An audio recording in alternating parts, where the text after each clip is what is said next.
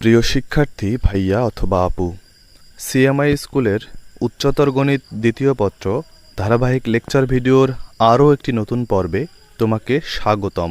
সাথে আমি আছি মাহমুদুল হাসান, তোমার অন্যতম একজন শুভাকাঙ্ক্ষী।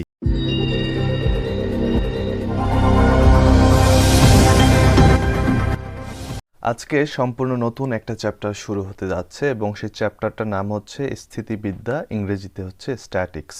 বলবিদ্যার একটা অংশ হচ্ছে স্থিতিবিদ্যা আর একটি হচ্ছে গতিবিদ্যা। বলবিদ্যার ইংরেজি হচ্ছে মেকানিক্স, তার দুইটা অংশ হচ্ছে স্ট্যাটিক্স আর ডিনামিক্স। তার মধ্যে আমরা এই চ্যাপ্টারে পড়ব স্ট্যাটিক্স সম্বন্ধে স্থিতিবিদ্যা। তো সাধারণত যেটা হয়ে থাকে, এই স্থিতিবিদ্যা চ্যাপ্টারটাকে স্টুডেন্টরা অনেক বেশি ভয় পেয়ে থাকে, কারণ অনেক বেশি সূত্র মনে রাখতে হয়, ফিজিক্সের মতন অনেক ক্যালকুলেশন করতে হয়। এই কারণে অনেকে এই চ্যাপ্টারটাকে স্কিপ করতে চায়। কিন্তু আমি এই চ্যাপ্টারের প্রত্যেকটা টপিকের ভিডিও আপলোড করে তোমাদের স্থিতিবিদ্যার ভীতি ইনশাল্লাহ দূর করে দেব।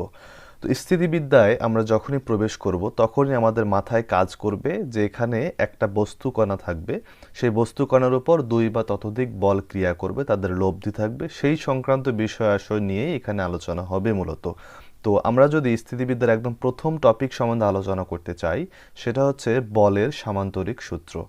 বলের সামান্তরিক সূত্রতে যদি আমরা সরাসরি যেতে চাই, এই সূত্রটা কি মিন করে, যদি কোনো বস্তু কণার উপর একই সময়ে ক্রিয়ারত দুইটা বল সামান্তরিকের দুইটি সন্নিহিত বাহু দ্বারা মানে এবং দিকে নির্দেশিত হয়, তবে এই দুইটা বলের যে লব্ধি সেটা ওই সামান্তরিকের কর্ণ দ্বারা নির্দেশিত হবে।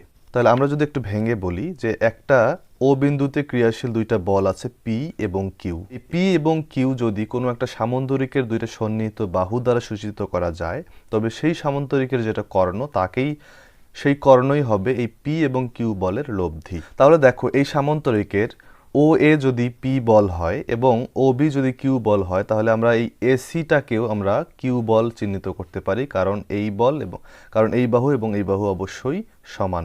তাহলে এই ও এসি ত্রিভুজের মধ্যে আমরা যদি ভেক্টর যোগে ত্রিভুজ সূত্র অ্যাপ্লাই করি, তাহলে ও থেকে ডিরেক্ট সিতে যাওয়া, ও থেকে এ হয়ে এ থেকে সিতে যাওয়ার সমষ্টির সমান হবে। তার মানে O C is equal to O A plus A C.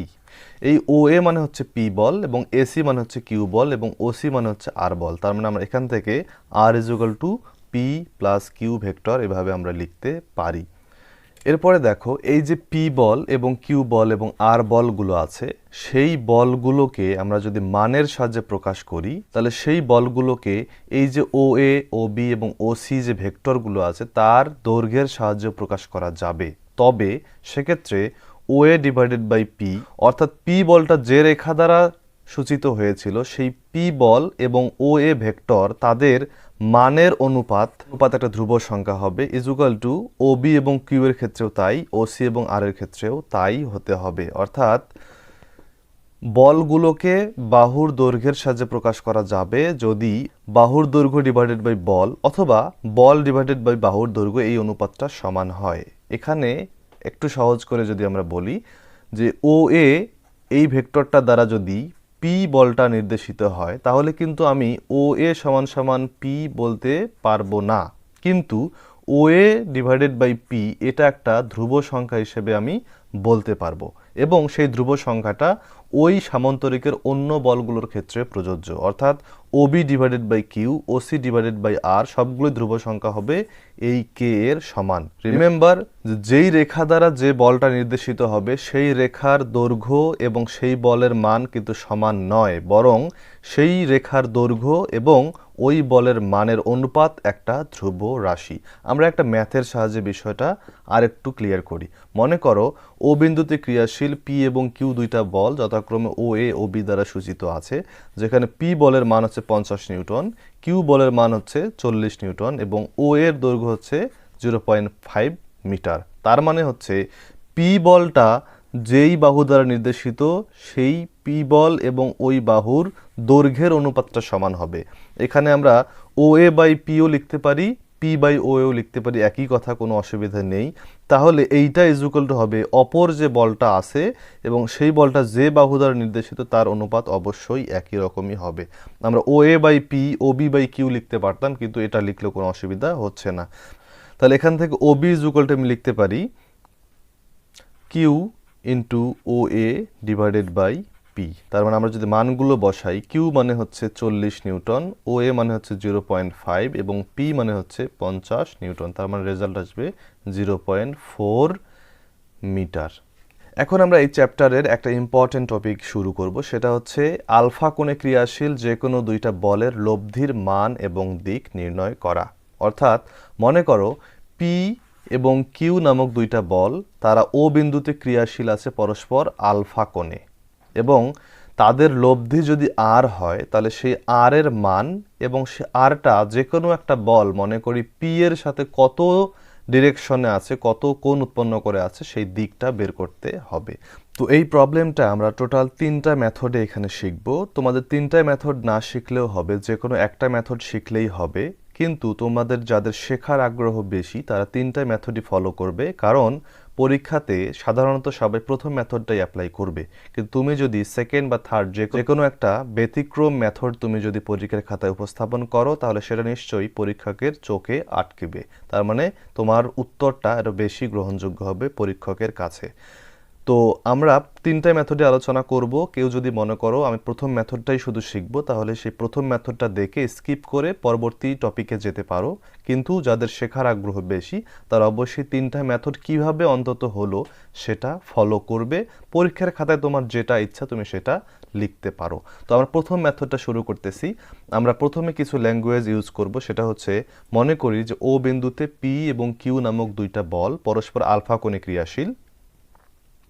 তাহলে এখানকার অঙ্কনগুলো আমরা করে নেব, যে ওসি যোগ করি, আর হচ্ছে তাদের লব্ধি, এবং সেই লব্ধি এদের মধ্যে যে কোনো একটা বল, মনে করি পি বলের সাথে থিটা কোণ উৎপন্ন করে আছে, তাহলে আমাদের এই আর এবং এই থিটার মান বের করতে হবে। এই ভাষাগুলো তোমরা ব্যবহার করতে পারো। এখানে আমাদের মনে রাখতে হবে আমরা আর বের করতেছি। তো আর বের করার জন্য আর বাহু থাকবে এরকম একটা ত্রিভুজ আমরা যদি নিতে চাই, তাহলে আমাদের নিশ্চয়ই একটা সমকোণী ত্রিভুজ হলে ভালো হয়। কারণ সমকোণী ত্রিভুজ হলে আরটাকে আমরা অতিভুজ ধরে আমরা অন্য লম্ব বা ভূমি এদের সাহায্যে কিন্তু আর এর মান সহজেই বের করতে পারবো। তো আরটাকে অতিভুজ রেখে যদি আমরা একটা সমকোণী ত্রিভুজ আঁকতে চাই, তাহলে নিশ্চয়ই আমাদের এই ও এ বাহুটাকে একটু বাড়ায় দিতে হবে। বাড়ায় দিয়ে তার উপর একটা লম্ব টেনে সমকোণী ত্রিভুজ আঁকতে পারি। অথবা আমরা এদিকেও বিসিটাকে বাড়ায় দিয়ে তাহলেও কিন্তু আমরা এটাকে আরকে অতিভুজ ধরে একটা সমকোণী ত্রিভুজ আঁকতে পারতাম। কিন্তু আমরা অঙ্কনের সুবিধার্থে যেহেতু পি বলকে এখানে নিয়েছি, সেক্ষেত্রে আমরা এই বাহুটাকে বাড়ায় দিয়ে আমরা এখানেই সমকোণী ত্রিভুজ আঁকলাম। তাহলে আমরা যেহেতু পিথাগোরাসের সূত্র অ্যাপ্লাই করব, সেক্ষেত্রে আমার অতিভুজের মান জানা আছে। এখন আমার লম্ব এবং ভূমির মান জানা দরকার। তো লম্বটা হচ্ছে সমকোণী ত্রিভুজের লম্বটা হচ্ছে সিডি এবং ভূমি হচ্ছে ও থেকে ডি পর্যন্ত। তো ও এর মান আমি জানি, কিন্তু এডি এর মান কিন্তু আমি জানি না। তাহলে আমার দরকার হচ্ছে এডি এবং সিডি এর মান বের করা। তো সেক্ষেত্রে আমি এডি এবং সিডির মান বের করার জন্য, এটা যেহেতু নিজে একটা সমকোণী ত্রিভুজ, তাহলে আমি এখানকার মধ্যে কোন কোণের মান জানি? আমি এই কোণটার মান জানি, এটা হচ্ছে এই আলফা কোণের সাথে অনুরূপ কোণ।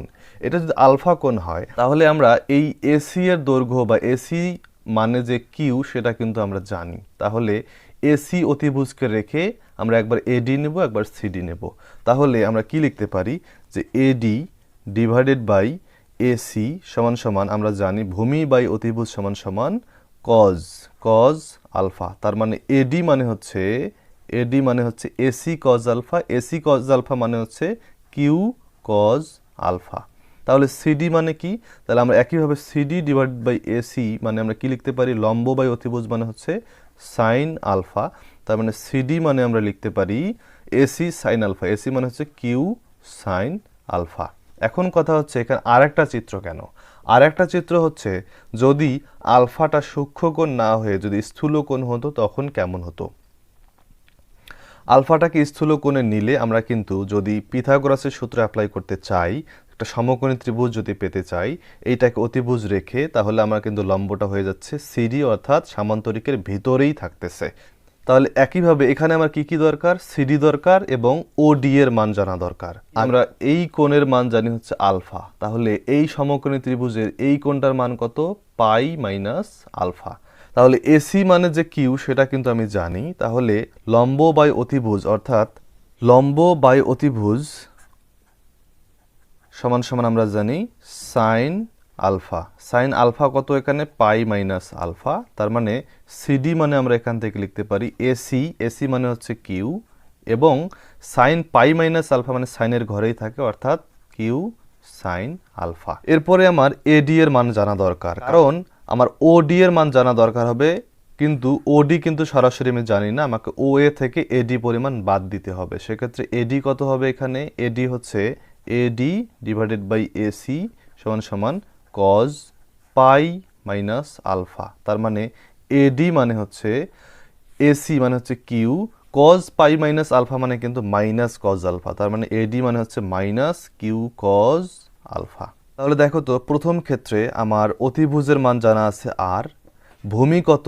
ওডি মানে কি? ভূমি ওডি মানে হচ্ছে ও এ প্লাস এডি, অর্থাৎ ও এ মানে হচ্ছে পি এবং এডি মানে হচ্ছে Q cos alpha, Q cos alpha.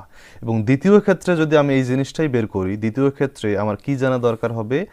ওডি মানে হচ্ছে দ্বিতীয় ক্ষেত্রে ও এ মাইনাস এ ডি, তার মানে P minus minus Q cos alpha, তার মানে হচ্ছে P plus Q cos alpha.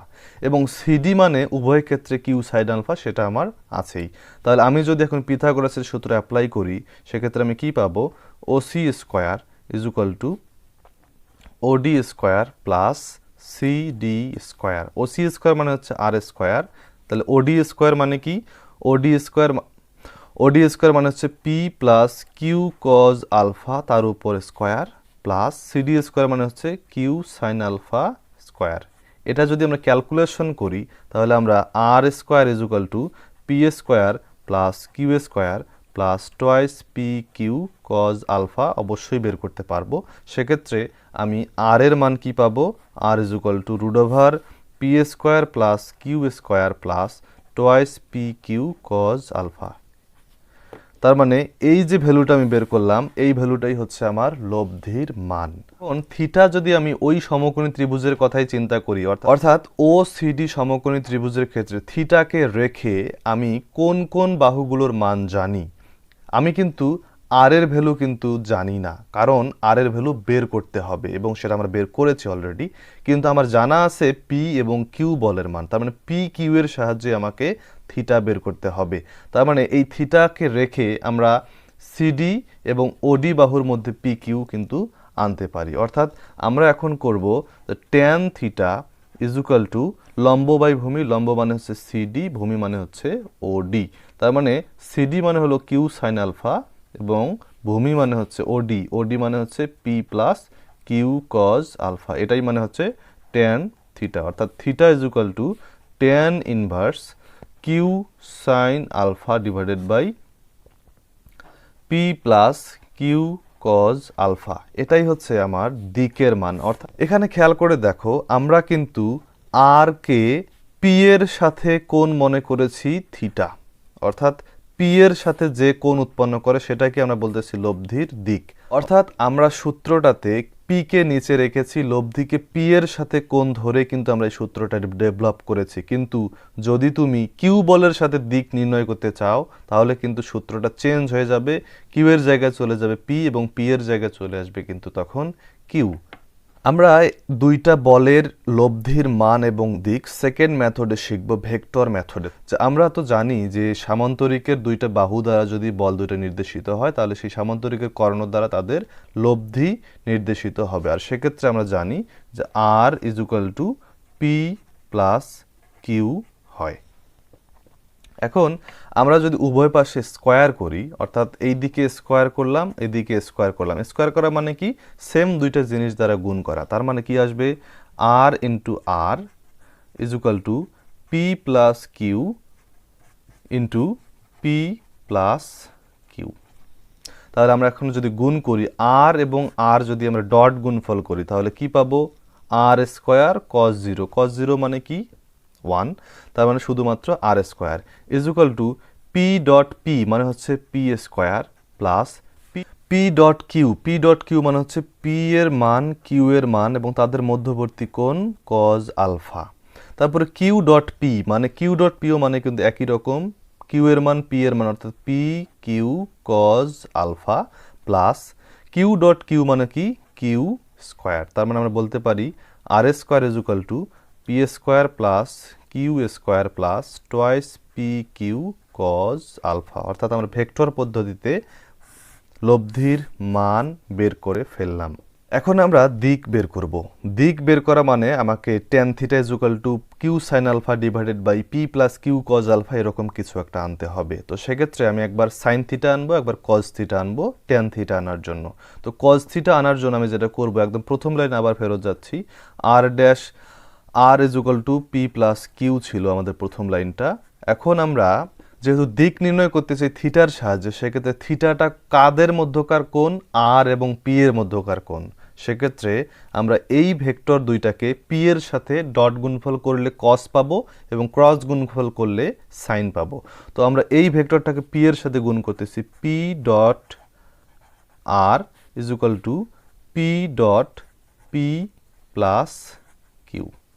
P dot R মানে কি? পি ডট আর মানে হচ্ছে পি আর, পি এবং আর এর মধ্যকার কোণ হচ্ছে থিটা অর্থাৎ cos theta is equal to P dot P মানে কি আমরা জানি, পি ডট পি মানে হচ্ছে P square plus P dot Q মানে কি পি এর মান কিউ এর মান কজ আলফা। তার মানে আমরা যদি পি কমন নেই তাহলে আমরা কি পাবো, R cos theta is equal to P plus Q cos alpha.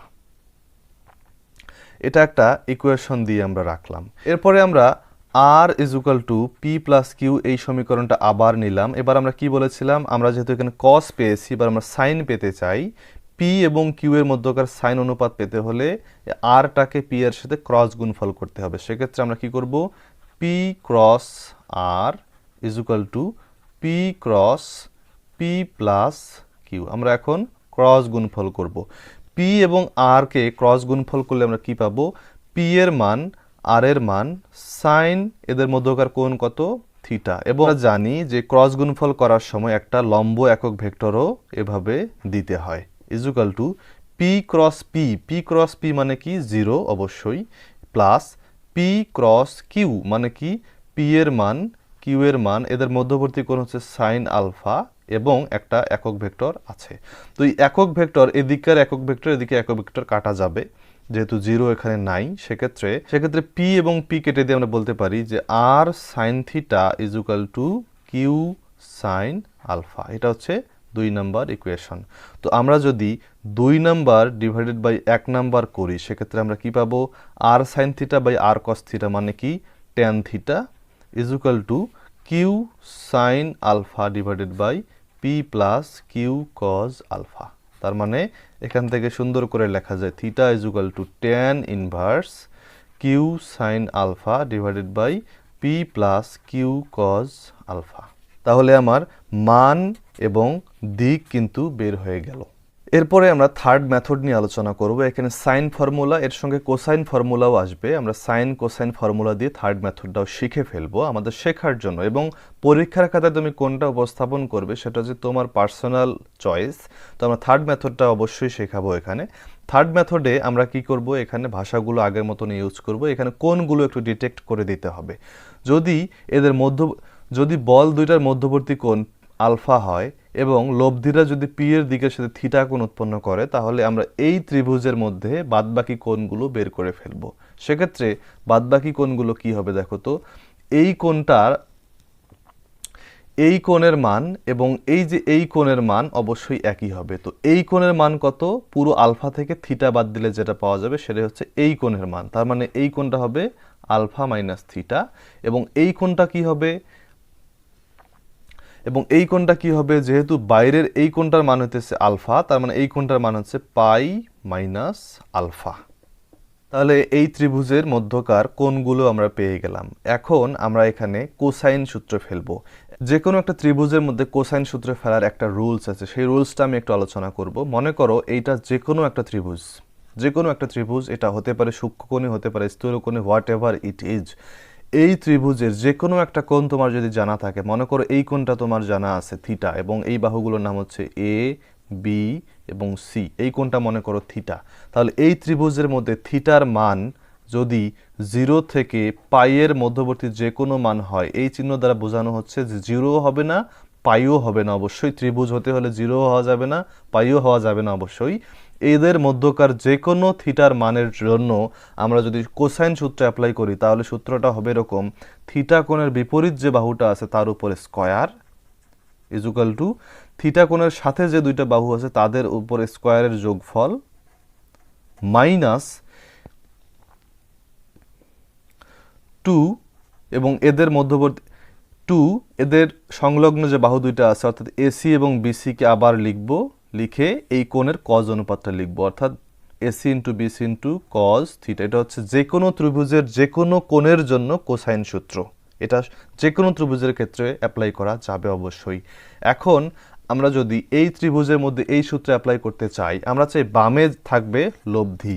তো বামে যদি লব্ধি থাকে, লব্ধির বিপরীত যেটা কোণ সেই কোণটাকে কোণ ধরতে হবে। আমরা তো এই ত্রিভুজের 3টা কোণের মানই জানি, কিন্তু কোন কোণটার জন্য কাজ করব আমরা, সেটা হচ্ছে আমরা এই কোণটা নিয়ে কাজ করব, কারণ আমরা এই ভ্যালুটাকে বামে রাখতে চাই।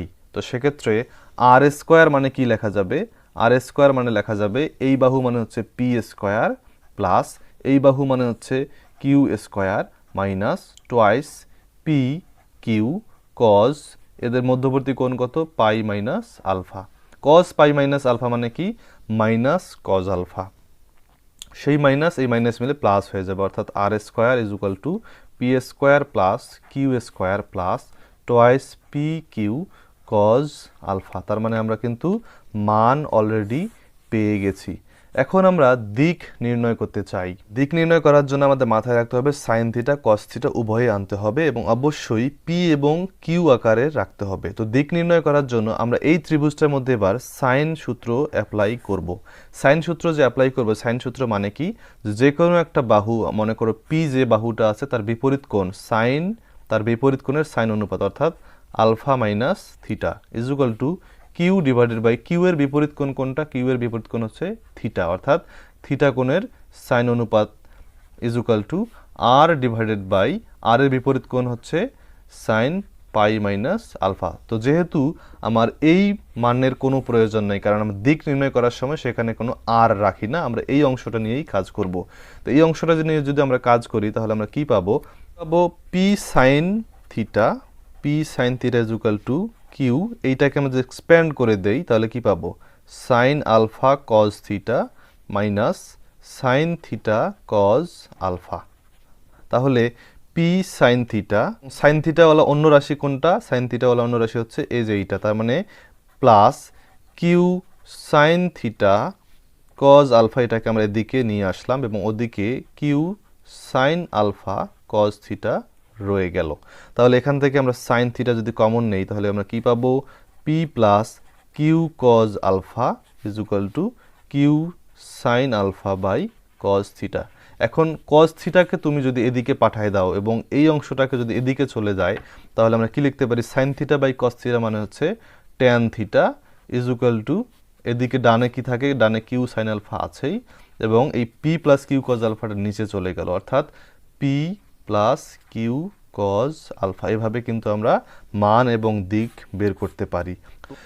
তো দেখো লব্ধি বৃহত্তম হওয়ার শর্ত কি? আমরা লব্ধি বের করলাম, আমরা সব ক্ষেত্রেই লব্ধি এইটা বের করেছি, এটা নিয়ে কোনো সন্দেহ নাই। R square is equal to P square plus Q square plus twice P Q cos alpha. এখন দেখো এই লব্ধির মান সর্বোচ্চ হবে কখন? যেহেতু পি স্কোয়ার এবং কিউ স্কোয়ার এরা সবসময় ধনাত্মক রাশি, তার মানে এই যে ভ্যালুটা আছে এই ভ্যালুটাই ডিপেন্ড করবে এই মানটাকে, ডান দিকের এই মানটাকে বাড়াবে নাকি কমাবে। তার মানে এই মানটা সর্বোচ্চ হলে আর এর মান সর্বোচ্চ হবে, এই মানটা সর্বনিম্ন হলে আর এর মান সর্বনিম্ন হবে। তো এই মানটা সর্বোচ্চ হবে কার উপর নির্ভর করবে? সেটা হচ্ছে কজ আলফার উপর নির্ভর করবে। তো কজ আলফার মান যদি বৃহত্তম হয় লব্ধির মানও বৃহত্তম হবে, কজ আলফার মান যদি ক্ষুদ্রতম হয় লব্ধির মানও ক্ষুদ্রতম হবে। এখন কথা হচ্ছে কজ আলফা বৃহত্তম হয় কখন? আমরা জানি কজ আলফার রেঞ্জ হচ্ছে -1 থেকে 1 পর্যন্ত। এই মানের ভিতরেই কজ আলফার মান থাকবে, অর্থাৎ আলফার মান তুমি যত কিছুই বসাও না কেন কজ আলফার মান -1-এর থেকে কম হবে না, 1-এর থেকে বড় হবে না, এর ভিতরেই থাকবে। এবং কজ আলফার সর্বোচ্চ মান হচ্ছে 1 এবং সর্বনিম্ন মান হচ্ছে -1। তাহলে কজ আলফার সর্বোচ্চ মান হচ্ছে 1, তার মানে 1 মানটা কখন পাওয়া যায়, কজ আলফার মান কখন 1 হয়, কজ 0 ডিগ্রির ক্ষেত্রে। তাহলে আলফার মান হলো 0 ডিগ্রি, অর্থাৎ আলফার মান যদি 0 ডিগ্রি হয় তথা বল দুইটা যদি একই সরল রেখায় একই দিকে ক্রিয়া করে তবে লব্ধির মান হবে সর্বোচ্চ। এবং সেই সর্বোচ্চ মানটা কত, যেহেতু কজ আলফার মান হচ্ছে 1, সেক্ষেত্রে আমি লিখতে পারি r² = p² plus q² plus twice P Q into 1, তার মানে লেখার দরকার নেই। r² = p plus Q whole square, তার মানে r = p প্লাস কিউ, এটা হচ্ছে সর্বোচ্চ মান। তাহলে একইভাবে আমরা যদি সর্বনিম্নর কথা চিন্তা করি, কজ আলফার মান যদি সর্বনিম্ন হয় তাহলে লব্ধির মানও সর্বনিম্ন। কজ আলফার সর্বনিম্ন মান কত, কজ আলফার সর্বনিম্ন মান হচ্ছে -1। কজ আলফার সর্বনিম্ন মান আমরা কজ আলফার এই -1 আমরা কখন পাই, কজ 180 ডিগ্রির ক্ষেত্রে, অর্থাৎ আলফার মান যদি 180 ডিগ্রি হয় তথা পাই হয়, তার মানে তখন লব্ধি ক্ষুদ্রতম হবে। আলফা = 180 ডিগ্রি মানে হচ্ছে দুইটা বল একই সরলরেখায় পরস্পর বিপরীত দিকে ক্রিয়া করতেছে, তার মানে এই কোণটা হচ্ছে 180 ডিগ্রি। তাহলে সেই ক্ষুদ্রতম মানটা কত, r² = p² প্লাস q², এই মানটা যেহেতু -1 তার মানে টোয়াইস পি কিউ, তার মানে r² = p - q whole square, তার মানে r = p - q। এই ভ্যালুটা হচ্ছে ক্ষুদ্রতম লব্ধির মান। এরপরে আমরা দুই একটা অনুসিদ্ধান্ত নিয়ে আলোচনা করব। আমরা যে লব্ধির মান এবং দিক পেলাম সেখানে 2-3টা অনুসিদ্ধান্ত আমরা এখন সলভ করব। সেটা হচ্ছে আলফা = 90 ডিগ্রি হলে, দেখো আলফা = 90 ডিগ্রি হলে অর্থাৎ আলফা 90 ডিগ্রি হওয়া মানে কি, বলদ্বয় পরস্পর লম্বভাবে যদি ওই বিন্দুতে ক্রিয়া করে সেক্ষেত্রে লব্ধির মান এবং দিক কীরকম হবে। আমরা জানি r² = p² plus q² plus twice P Q cos alpha. তো কজ আলফার জায়গায় আমরা কি লিখব, 90 ডিগ্রি। কজ 90 ডিগ্রি মান কত, কজ 90 ডিগ্রি মান হচ্ছে 0, তার মানে এই ভ্যালুটা হচ্ছে 0, সেক্ষেত্রে এই ভ্যালুটা কিন্তু আর থাকতেছে না, তার মানে r² = p² প্লাস q², তার মানে r √ p² প্লাস q², এটা হচ্ছে লব্ধির মান যখন বলদ্বয় পরস্পর লম্বভাবে ক্রিয়া করে। তো আমরা যদি দিক বের করতে চাই, আমরা দিকের সময় কি জানি, tan θ = q sin alpha divided by p plus q cos alpha. তো এই আলফার জায়গায় আমরা কি লিখব, 90 ডিগ্রি, এখানেও 90 ডিগ্রি, তো sin 90 ডিগ্রি মান হচ্ছে 1, তার মানে q থাকলো, p plus q cos 90 degree মান হচ্ছে 0, তার মানে নিচে শুধুমাত্র p থাকবে, এটা হচ্ছে tan থিটার ভ্যালু, তার মানে θ = tan inverse q divided by p, এটাই হচ্ছে আমাদের লব্ধির দিক যখন বলদ্বয় পরস্পর লম্বভাবে ক্রিয়া করে। এরপরে অনুসিদ্ধান্তটা হচ্ছে p = q হলে, অর্থাৎ বলদ্বয়ের মান যদি সমান হয় সেক্ষেত্রে লব্ধির মান কীরকম হবে। আমরা জানি r² = p² plus q², q মানে আমরা ধরলাম p² plus twice p, q মানে আমরা আবার ধরলাম p cos আলফা, আমরা q এর জায়গায় p দ্বারা রিপ্লেস করলাম, সেক্ষেত্রে r² দেখো তো twice p² plus twice p² cos alpha লেখা যায়, অর্থাৎ আমরা টোয়াইস p² কমন নিলে 1 প্লাস cos আলফা লিখতে পারি, তার মানে r² = টোয়াইস p², এই যে 1 প্লাস cos আলফা তাকে আমরা লিখতে পারি 2 cos² আলফা ডিভাইডেড বাই 2। তাহলে দেখো r² = 4 p² cos alpha by 2 whole square, এভাবে লেখা যায়, অর্থাৎ পুরো জিনিসটাকে আমরা একটা পূর্ণবর্গতে নিয়ে আসলাম, তার মানে এখান থেকে আমরা লিখতে পারি r = twice p cos alpha by 2, এটাই হচ্ছে লব্ধির মান। এবং আমরা যদি দিক বের করতে চাই, দিক বের করার সময় কি হবে, আমরা জানি tan θ = q sin আলফা, অর্থাৎ q এর জায়গায় p লিখলাম, sin আলফা থাকবে p plus q cos alpha, অর্থাৎ p cos আলফা, তার মানে p কমন নিলাম, এই যে sin আলফা এটাকে লেখা যায় sin 2 × আলফা বাই 2, টু এবং নিচে পি কমন নিলে 1 প্লাস কজ আলফাকে কি লেখা যায়? লেখা যায় 2 কজ স্কোয়ার আলফা বাই 2। তার মানে P into 2 sine alpha by 2 cos alpha by 2 divided by P into 2 cos alpha by 2 cos alpha by 2। এই cos alpha by 2 cos alpha by 2 কাটা দিলাম, পি পি কাটা, 2 2 কাটা। তার মানে সাইন বাই কজ, তার মানে হচ্ছে টেন আলফা বাই 2। এটা ছিল টেন থিটা। তার মানে এখান থেকে কি লেখা যায়? Theta is equal to alpha by 2। এইটা দ্বারা আমরা কি বুঝতেছি ফিজিক্যালি? যে থিটাটা হচ্ছে এই বলদ্বয়ের অন্তর্গত কোণের সমদ্বিখণ্ডক। দুইটা বলের মান যদি পরস্পর সমান হয় সেক্ষেত্রে এই লব্ধির দিকটা হবে ওই বলদ্বয়ের অন্তর্গত কোণের সমান দ্বিখণ্ডক। সর্বশেষ একটা গুরুত্বপূর্ণ অনুসিদ্ধান্ত দিয়ে আমরা আজকের এই ভিডিও শেষ করব। সেটা হচ্ছে থিটা যদি 90 ডিগ্রি হয়, থিটা 90 ডিগ্রি হওয়ার ফিজিক্যাল মিনিং কি? থিটা 90 ডিগ্রি হওয়ার ফিজিক্যাল মিনিং হচ্ছে যদি লব্ধিটা ওই পি বলের সাথে লম্বভাবে ক্রিয়া করে তখন, অর্থাৎ বিষয়টা দাঁড়াচ্ছে এরকম, এই লব্ধি সেটা হচ্ছে পি বলের সাথে এরকম লম্বভাবে থাকবে। তার মানে সামান্তরিকটা কীরকম দেখতে হবে? সামান্তরিকটা দেখতে হবে অনেকটা এরকম, সামান্তরিকটা দেখতে হবে অনেকটা এরকম। যদিও চিত্রটা খুব একটা ভালো হয়নি। এইটা হচ্ছে আমাদের লব্ধি আর, এটা হচ্ছে আমাদের পি এবং এটা হচ্ছে কিউ। তো এরকম ক্ষেত্রে লব্ধির মান এবং দিক আমার বের করতে হবে। তো তার জন্য আমি যেটা করতে পারি সেটা হচ্ছে এই যে ত্রিভুজটা আছে সেই ত্রিভুজের মধ্যে কোসাইন সূত্র অ্যাপ্লাই করব, যেটা আমরা একটু আগে বলেছিলাম। যে এই ত্রিভুজের ক্ষেত্রে যে কোসাইন সূত্র অ্যাপ্লাই করি থিটা কোণের জন্য যদি হয়, তার মানে থিটা কোণের বিপরীত যে বাহুটা আছে সেই বাহুটার উপরে স্কোয়ার। তো এই বাহুটা কি? এই বাহুটা হচ্ছে কিউ অবশ্যই। তার মানে কিউ এর উপর স্কোয়ার ইজ ইকুয়াল টু এই কোণের সংলগ্ন যে দুইটা বাহু আছে অর্থাৎ পি এর উপর স্কোয়ার প্লাস আর এর উপর স্কোয়ার মাইনাস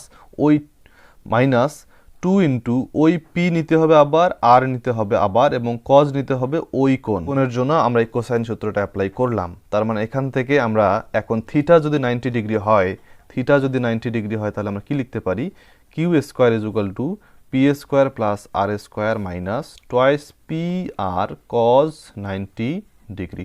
কস 90 ডিগ্রি মান হচ্ছে 0, তার মানে এই পুরো রাশিটা কিন্তু এখানে 0 হয়ে যাচ্ছে। তার মানে লেখা যায় Q square is equal to P square plus R square. তার মানে R square is equal to Q square minus P square. এভাবে আমরা কিন্তু থিটা যদি 90 ডিগ্রি হয় সেক্ষেত্রে লব্ধির মান বের করতে পারি। তাহলে এটা হচ্ছে লব্ধি কোনো একটা বলের উপর লম্ব হওয়ার শর্ত। এখন আমরা থিটা তো আমরা 90 ডিগ্রি এটা জানি, এখন থিটার সাহায্যে আমরা আলফার মান বের করতে চাই। তাহলে আমরা কি করব? তাহলে আমরা লিখতে পারি tan থিটার জায়গায় 90 degree is equal to Q sine alpha divided by P plus Q cos alpha. tan 90 degree মান কত? অসংজ্ঞায়িত। অসংজ্ঞায়িত কখন হয়? যখন হর শূন্য হয়ে যায়। তার মানে আমরা লিখতে পারি P plus Q cos alpha is equal to 0। তার মানে cos alpha is equal to minus P divided by Q. এটাই হচ্ছে আলফার মান। এভাবে আমরা বলদ্বয়ের অন্তর্গত কোণ বের করতে পারবো। যখন থিটার মান জানা, অর্থাৎ লব্ধি কোনো একটা বলের উপর লম্ব, সেক্ষেত্রে আমরা কিন্তু এই শর্তটা অ্যাপ্লাই করতে পারি এবং ক্রিয়াশীল কোণের মান বের করতে পারবো।